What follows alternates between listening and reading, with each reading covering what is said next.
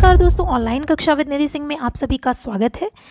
आशा करती हूँ कि आपने पहला टेस्ट सीरीज़ इसका जो हमने पीटी 2022 के लिए शुरू किया था आपने करा होगा, आपको मज़ा भी आया होगा और आप अपने स्कोर कमेंट सेक्शन में लिख के ज़रूर बताइएगा कि आपके कितने क्वेश्चन सही हैं। उसी श्रृंखला में हम दूसरा टेस्ट सीरीज़ लेके आए हैं आपके सामने। तो सबसे पहला क्वेश्चन हम स्टार्ट करते हैं बिना देरी किए हुए। क्वेश्चन क्या है कि आपको क्रोनोलॉजिकल ऑर्डर में लगाना है जो पहले विजिट किया था इंडिया को। तो सबसे पहले आप सभी को पता है कि फाहियान ने सबसे पहले विजिट किया था। ये लोग ट्रैवलर थे बेसिकली, फाहियान और वैनसांग, जो कि बेसिकली बुद्धिज़्म से रिलेटेड ये लोग आए थे। बेसिकली नालंदा यूनिवर्सिटी जो कि एक बुद्धिस्ट का सेंटर हुआ करता था, उसके लिए सबसे पहले ये लोग आते हैं। और किसके किसके टाइम ड्यूरेशन में आते हैं आप ये भी जान लीजिए। फाहियान जो है ये आते हैं 5th सेंचुरी में, चंद्रगुप्त द्वितीय के टाइम पे आते हैं। इसके बाद वैनसांग जो आते हैं ये हर्षवर्धन के टाइम पे आते हैं। और थॉमस रो जो हैं ये मुग़ल कोर्ट में आते हैं एज ए इंग्लिश एम्बेसडर बन के, जो कि अपना बिजनेस स्टार्ट करने के लिए परमिशन लेने के मुग़ल कोर्ट में आते हैं। और ये इनका ड्यूरेशन क्या है, 18 सितंबर 1615 में थॉमस रो आते हैं। तो इससे आपका जो राइट आंसर हो जाएगा क्या हो जाएगा, सेकेंड, फिर थर्ड, फिर फर्स्ट। तो right answer will be C. I hope आपका ये आंसर सही होगा। मूव करते हैं हमने नेक्स्ट क्वेश्चन पे। नेक्स्ट क्वेश्चन हमारा है कि सिराजुद्दौला किस युद्ध में अंग्रेजों से पराजित हुआ था। सिराजुद्दौला जो कि बंगाल के नवाब कहे जाते थे, वो कौन से युद्ध में पराजित हुए थे आपको ये बताना है। तो आप सभी को पता है कि ब्रिटिशर से इनका बैटल ऑफ प्लासी हुआ था, जो कि ये हार गए थे। बैटल ऑफ प्लासी कब हुआ था, 1757 में हुआ था। और यहाँ से आपके बंगाल वाले रीजन में, बिहार उड़ीसा वाले रीजन में इनडायरेक्ट कंट्रोल ब्रिटिशर्स को मिल गया था। ठीक है, इसीलिए इसको हिस्ट्री चेंजिंग युद्ध भी कहा जाता है, हिस्ट्री चेंजिंग वॉर भी कहा जाता है। फिर इसके बाद आपका बैटल ऑफ बक्सर में कंट्रोल जो था वो डायरेक्ट कंट्रोल होने लगा था। ठीक, तो इतना याद रखिएगा। नेक्स्ट क्वेश्चन पे हम अपने चलते हैं। नेक्स्ट क्वेश्चन हमारा है कि इनमें से कौन हड़प नीति का कट्टर समर्थक था। ठीक है, डॉक्ट्रिन ऑफ लैप्स का ग्रेट प्रोटेगनिस्ट जो था वो कौन था, वेलेस्ली, डलहौजी, मिंटो या हेस्टिंग। तो आपके पास 5 सेकेंड्स है, आप आंसर सोच के बताइए। चलिए, तो इसका आंसर जो हो जाएगा वो डलहौजी हो जाएगा। डॉक्ट्रिन ऑफ लैप्स क्या था, बेसिकली ये एक प्रकार की जो थी हड़प नीति थी। हड़प नीति उस वाले रीजन को कैप्चर करने का एक सोचा समझा प्लान था, जिसमें अगर जो किंग या क्वीन हुआ करते थे और उनको उनके अगर रियल बच्चे नहीं है, रियल संतान नहीं है उनकी, तो उसके तहत ये लोग उस टेरिटरी को अपने अंडर में कर लेते थे। तो यही आपका डॉक्ट्रिन ऑफ लैप्स होता है। नेक्स्ट क्वेश्चन पे अपने चलते हैं। नेक्स्ट क्वेश्चन है भारतीय इतिहास में धन्वंतरी कौन थे, ये आपको बताना है। आपके पास 5 सेकेंड्स है, सोच के आंसर दीजिएगा। ये इसमें क्वेश्चन में कहा है चंद्रगुप्त मौर्य के प्रसिद्ध सेनापति, या चंद्रगुप्त विक्रमादित्य की सभा को सुशोभित करने वाले प्रसिद्ध चिकित्सक, या हर्ष के समय के एक प्रसिद्ध नाटककार, इनमें से कौन।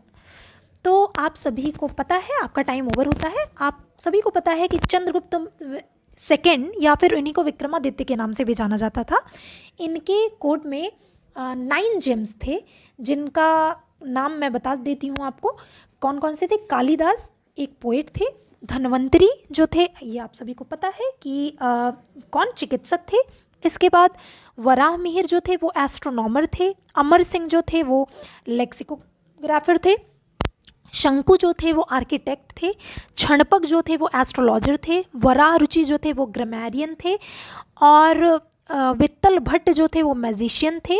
और घट कर्पण जो थे वो डिप्लोमैट थे। ये आपके 9 जेम्स थे किसके कोर्ट में, चंद्रगुप्त सेकेंड विक्रमादित्य के कोर्ट में। तो इसका राइट आंसर क्या हो जाएगा, इसका राइट आंसर बी हो जाएगा।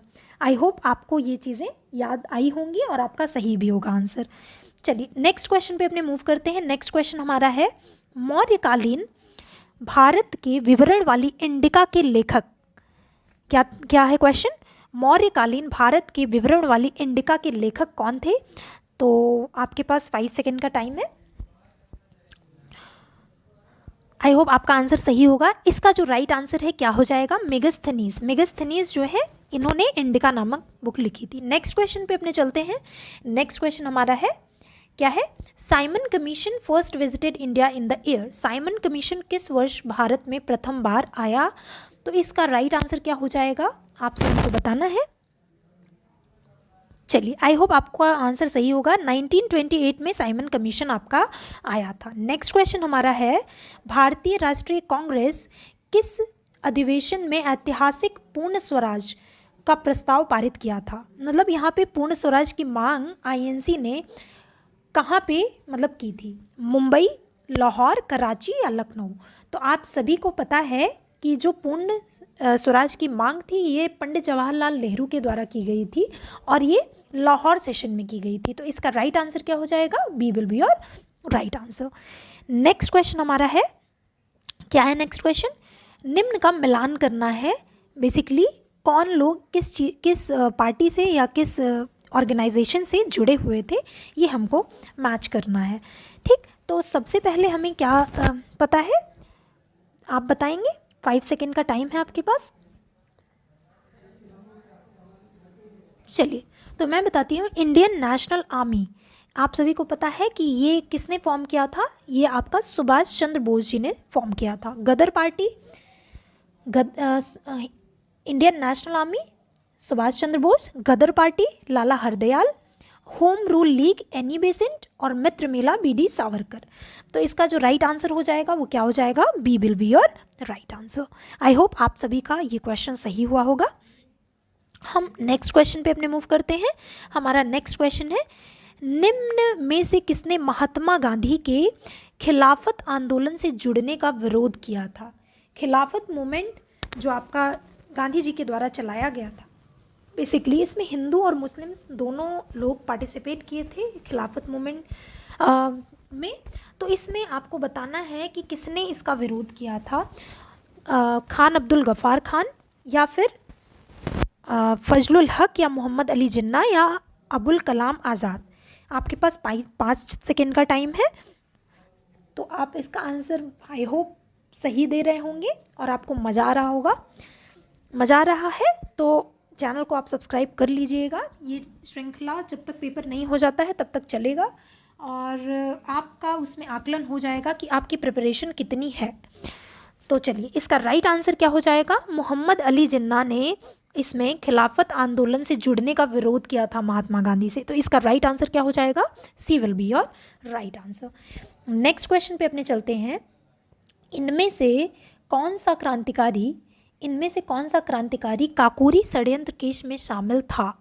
ठीक, आपको बताना है क्रांतिकारी संगठन इसमें से कौन सा काकोरी षड्यंत्र केस में शामिल था। आपके पास 5 सेकंड का टाइम है, आप इसका आंसर कीजिए। चलिए, 5 सेकंड का टाइम आपका ख़त्म होता है। तो इसका जो राइट आंसर हो जाएगा क्या हो जाएगा? Hindustan Republican association. Next question क्या है? नागार्जुन सागर बांध किस नदी पर बना है? नागार्जुन सागर बांध जो डैम है, नागार्जुन डैम, वो किस नदी पर बना हुआ है, आपको ये बताना है। आपके पास 5 सेकंड का टाइम है, आप आंसर दे दीजिए। चलिए, आपका टाइम खत्म होता है। तो इसका जो राइट आंसर हो जाएगा, नागार्जुन सागर बांध जो है ये आपका कृष्णा नदी पर लोकेटेड है। कृष्णा नदी पर ये बांध बना हुआ है बेसिकली। ठीक, तो आई होप आपको ये आपका आंसर ये सही हुआ होगा। चलिए, अब नेक्स्ट क्वेश्चन पे चलते हैं अपने। तो नेक्स्ट क्वेश्चन हमारा है, माउंट एवरेस्ट पर प्रथम बार चढ़ाई किस वर्ष की गई थी? तो ये आप सभी को पता है कि सबसे पहली बार माउंट एवरेस्ट पे चढ़ाई 1953 के टाइम पे की गई थी। अपने नेक्स्ट क्वेश्चन पे हम चलते हैं, मूव करते हैं। आपके पास 5 सेकंड का टाइम है इस क्वेश्चन में। भरतपुर में स्थित पक्षी अभ्यारण्य या राष्ट्रीय उद्यान का नाम क्या है, आपको बताना है। तो भरतपुर में बेसिकली, चलिए आप पहले बताइए, आपके पास 5 सेकंड का टाइम है। भरतपुर में स्थित पक्षी अभ्यारण्य में इनमें से कौन सा राष्ट्रीय उद्यान स्थित है? भैंसरोड अभ्यारण्य, दर्रा अभ्यारण्य, केवला देव घना राष्ट्रीय उद्यान या फिर घाट प्रभा अभ्यारण्य। तो इसमें से आपका राइट आंसर क्या हो जाएगा? केवला देव घना राष्ट्रीय उद्यान, जो कि यूनेस्को के वर्ल्ड हेरिटेज साइट में भी ये शामिल है। ठीक है, ये भी याद रखिएगा। और अभी रिसेंटली राजस्थान से अगर देखा जाए तो राजस्थान में आपका रामगढ़ विषधारी नेशनल पार्क जो है ये आपका 52nd टाइगर रिजर्व बना है। कौन सा tiger reserve? 52nd tiger reserve 52वां टाइगर रिजर्व बना है, तो ये भी याद रखिएगा, रामगढ़ विस्तारी नेशनल पार्क। चलिए, आई होप आपको ये क्वेश्चन आपका सही होगा। नेक्स्ट क्वेश्चन हमारा क्या है, भिलाई इस्पात षड्यंत्र के लौह अयस्क का स्रोत क्या है। मतलब भिलाई इस्पात में ये जो लौह अयस्क लिया जाता है उसका सोर्स कहाँ से लिया जाता है, किस जगह से लिया जाता है, ये आपको बताना है। दिल्ली राजहरा, कोरबा या उमरिया या राजनांदगांव। तो इसका जो राइट आंसर हो जाएगा ये क्या हो जाएगा, दिल्ली राजहरा माइन से ये लिया जाता है यहाँ से। तो आई होप आपका आंसर ये सही होगा। ये थोड़ा सा हल्का सा टफ था ये क्वेश्चन, अगर आपने फैक्चुअल चीज़ें नहीं बहुत अच्छे से पढ़ी होंगी तो आपका ये आंसर गलत हो सकता है। नेक्स्ट क्वेश्चन पे चलते हैं अपने। नेक्स्ट क्वेश्चन क्या कह रहा है, नेक्स्ट क्वेश्चन हमारा दिए गए दर्रों और उनके स्थानों का कौन सा जोड़ नहीं सही है। कौन सा जोड़ नहीं सही है, नहीं सही ये चीज़ आप एग्ज़ाम में ज़रूर ध्यान रखिएगा कि नहीं सही पूछा है या सही मैच करने के लिए पूछा है, ये आपको ध्यान रखना है वहाँ पे। तो इसमें हम मैच करते हैं, चलते हैं। जोजिला और बुर्जिल जो पास है, दर्रा है, वो आपका जम्मू कश्मीर में ही लोकेटेड है। इसके बाद बारा, लापचाला और शिपकीला, ये आपका उत्तर प्रदेश में ये लिखा हुआ है। उत्तर प्रदेश में कोई दर्रा है क्या? दर्रा बेसिकली जो पासेस होते हैं वो आपका हिली एरियाज़ में देखने को मिलते हैं, जैसे हिमालयन वाले क्षेत्र में आपको मिलेगा दर्रा और नॉर्थ ईस्टर्न वाले साइड में आपको दर्रे मिलेंगे। ठीक, तो ये बेसिकली हिली एरियाज़ में आपको देखने को मिलता है।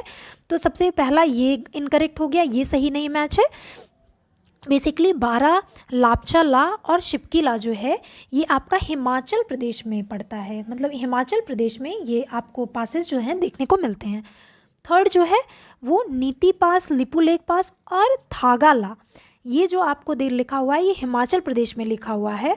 तो आप सभी को पता है, थोड़ा सा आप अगर दिमाग लगाएं तो इसमें जो है नीति पास और लिपुलेख, देखिए लिपुलेख जो है ये क्या है, एक पास है जो कि विवादित है। किससे? लिपुलेख जो पास है वो विवादित है नेपाल से। तो नेपाल से विवादित है। बेसिकली ये क्या कहाँ पाया जाता है? उत्तराखंड में पाया जाता है। कहाँ पाया जाता है? तो ये उत्तराखंड में पाया जाता है। तो ये ऑप्शन भी आपका गलत है। तो बेसिकली कौन कौन से दो मैच नहीं है, ये आपका सेकंड और थर्ड। नाथुला और जेलिपलाव जो है ये सिक्किम में है, ये बिल्कुल सही आंसर है। तो आपका राइट आंसर क्या हो जाएगा इसमें? इसका राइट आंसर क्या हो जाएगा? 2 और 3। ठीक, इसमें क्या पूछा है? जोड़ सही नहीं है। नेक्स्ट क्वेश्चन पे चलते हैं। नेक्स्ट क्वेश्चन हमारा है किसके बढ़ने के फलस्वरूप निजी निवेश में वृद्धि की अधिक संभावना होगी। मतलब private investment will be most likely to be increased as a result of rise in. तो इसका जो राइट आंसर हो जाएगा, चलिए आपको 5 सेकंड का टाइम है आपके पास, आप करिए।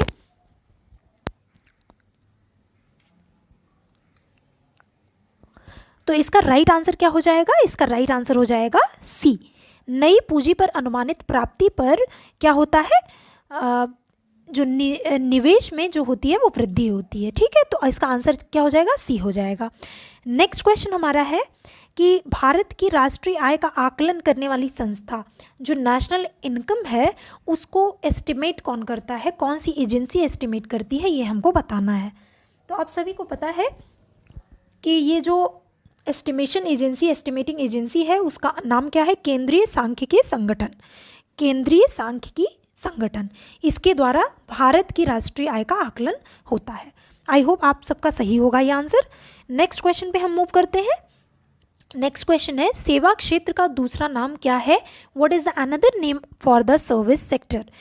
सर्विस सेक्टर को और दूसरे नाम से किस नाम से जानते हैं, ये हमको बताना है। इसका जो आंसर हो जाएगा वो क्या हो जाएगा? इसको टेरिशरी सेक्टर बोलते हैं, तृतीय सेक्टर बोलते हैं इसको। तो इसका राइट आंसर क्या हो जाएगा? ए हो जाएगा। नेक्स्ट क्वेश्चन मूव करते हैं। नेक्स्ट क्वेश्चन पे अपने भारत में श्वेत क्रांति के जनक के रूप में कौन जाना जाता है? Who is known as the father of white revolution?